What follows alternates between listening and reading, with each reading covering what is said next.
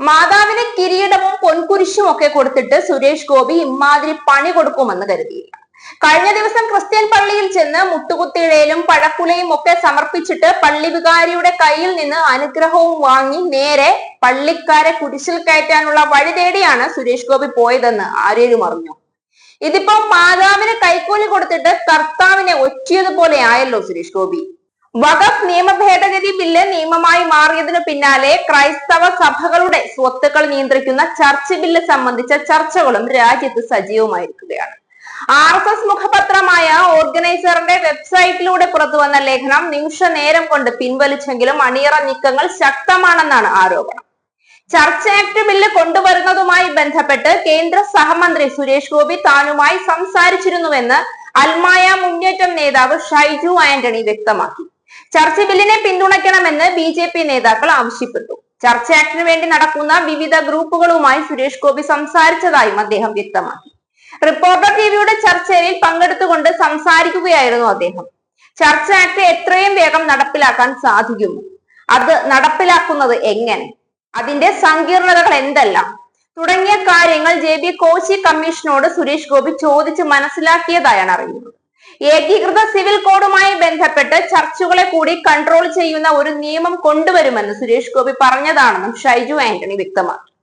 Organiser എഴുതിയ ലേഖനം പിൻവലിച്ചു എന്നത് വലിയ കാര്യമായി എടുക്കേണ്ടതില്ലെന്നും അദ്ദേഹം പറഞ്ഞു. കാരണം ആ ലേഖനവും അതിലെ ഉള്ളടക്കവും ഇതിനോടകം തന്നെ ഇന്ത്യയുടെ പൊതുമണ്ഡലത്തിൽ ചർച്ചയായി കഴിഞ്ഞു. ലവ് ജിഹാദ് എന്ന വിഷയം ഏതാനും വർഷങ്ങൾക്ക് മുൻപ് ഇത്തരത്തിൽ ആകസ്മികമായി വന്നതുപോലത്തെ ഒരു വിഷയമായിരുന്നു. ഏതാനും വർഷങ്ങൾക്കു ശേഷം അത് സമൂഹത്തിലെ ഒരു പ്രധാന വിഷയമാക്കി മാറ്റാൻ അതിന്റെ ഉപജ്ഞാതാക്കൾക്ക് കഴിഞ്ഞു. അതുപോലെ തന്നെ കത്തോലിക്ക സഭയുടെ സ്വത്തുകൾ ഇന്ത്യയുടെ പൊതുമണ്ഡലത്തിൽ ഒരു നിരന്തര ചർച്ചയായി മാറുന്ന കാലം വിദൂരമല്ല. മണിപ്പൂരിലെ കലാപത്തിൽ ഇതിന്റെ സൂചനകൾ ലഭ്യമാണ്. അതിനാൽ തന്നെ പിൻവലിക്കപ്പെട്ട ഓർഗനൈസർ ലേഖനത്തിന്റെ ഉള്ളടക്കം ശ്രദ്ധേയമാണെന്നും അദ്ദേഹം പറഞ്ഞു. ഈ സ്വത്തുക്കളുടെ ആകെ മൂല്യം ഏകദേശം 20,000 കോടി രൂപ വരും. ഇത് ഇന്ത്യയുടെ റിയൽ എസ്റ്റേറ്റ് മേഖലയിൽ സഭയെ ഒരു പ്രധാന പങ്കാളിയാക്കി മാറ്റുന്നു.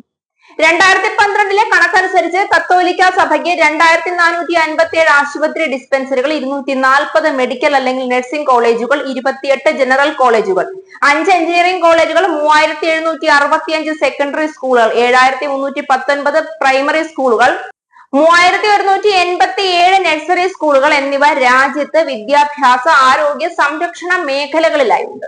ബ്രിട്ടീഷ് ഭരണകാലത്താണ് ഇതിന്റെ ഭൂരിഭാഗം ഭൂമിയും ഏറ്റെടുത്തത്. 1927 ബ്രിട്ടീഷ് ഭരണകൂടം ഇന്ത്യൻ ചർച്ച് ആക്ട് പാസാക്കി. ഇത് സഭയ്ക്ക് വലിയ തോതിലുള്ള ഭൂമി ഗ്രാന്റുകൾക്ക് സൗകര്യമൊരുക്കി എന്ന് ലേഖനത്തിൽ പറയുന്നു. ഇതിപ്പോ യൂദാസ് ചെയ്തതിലും വലിയ ചെയ്ത്തായിപ്പോയി. പള്ളിയിൽ പോയി മാതാവിനോട് അനുവാദവും വാങ്ങി പള്ളിയിൽ അച്ഛന്റെ അനുഗ്രഹവും വാങ്ങിയിട്ട് കർത്താവിനെ പിന്നെയും കുരിശിൽ കയറ്റിയല്ലോ സംഖ്യകളെ.